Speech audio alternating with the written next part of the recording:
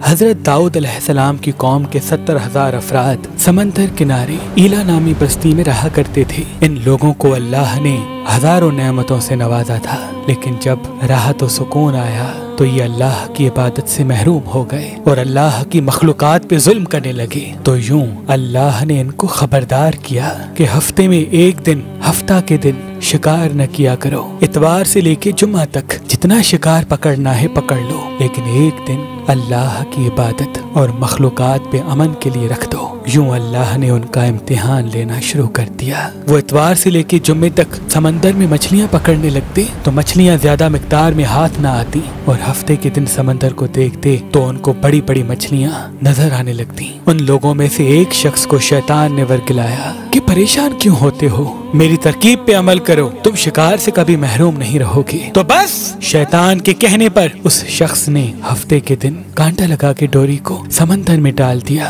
ताकि मछली फंसे, और शैतान ने कहा इस मछली को तुम इतवार के दिन निकालना, और यूं हफ्ते की हुर्मत भी बाकी रहेगी और तुम्हारा शिकार भी हो जाएगा।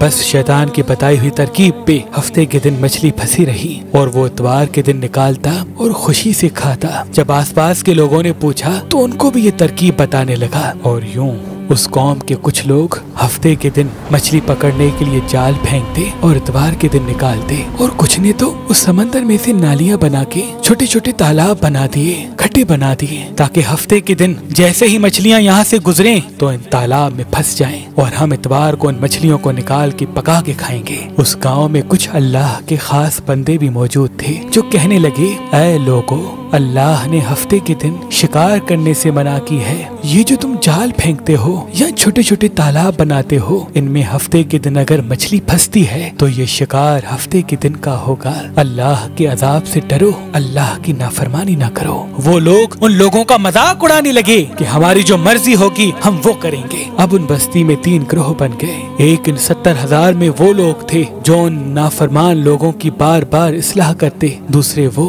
जो उन लोगों से नफरत करते और खामोशी इख्तियार किए हुए थे, और तीसरे वो जो गुमराह होकर अल्लाह की नाफरमानी कर रहे थे। तो यूं नेक बंदों ने उस बस्ती के बीच में से दीवार को खड़ा कर दिया और ये हुक्म नाफिज किया कि अल्लाह की नाफरमानी करने वाले उस तरफ हो जाएं और हम जो अल्लाह के फरमाबरदार हैं वो इस तरफ रहेंगे। वो सालेह लोग बार बार उनसे कहते रहे, ऐ लोगो, अल्लाह से डरो, कौमे समूद, कौमे लूत का जो हश्र हुआ उसको याद करो, अल्लाह की नाफरमानी ना करो वरना तुम पे भी कोई अजाब आएगा। वो सारे नाफरमान जिनकी तादाद तकरीबन 12,000 थी, सब हंसते रहे कि ये तो सब किताबी बातें हैं, हम पे कोई अजाब नहीं आएगा। बस जैसे ही वो गिरोह 2 हिस्सों में तकसीम हो गया, एक वो जो अल्लाह के फरमा बरदार बंदे दीवार के उस तरफ थे और दूसरे वो जो नाफरमान बंदे जो दीवार के इस तरफ थे। वो नाफरमान पूरी रात हंसते रहे, मजाक उड़ाते रहे, और वो अल्लाह के खास बंदे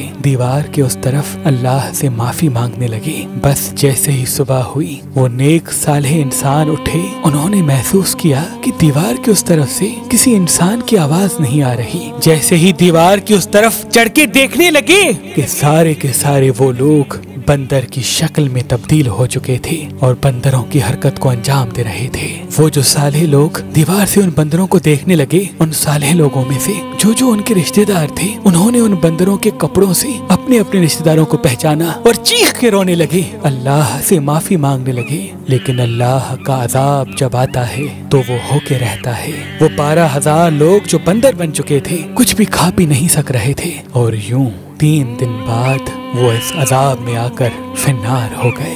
बेशक अल्लाह उन बंदों को पसंद नहीं करता जो अल्लाह की नाफरमानी करते हैं। ऐ अल्लाह, हम सबको अपना फरमा बरदार बंदा बना, हमको वैसा बना जैसा तू हमें देखना चाहता है। आमीन सुम आमीन। तू हमें देखना चाहता है।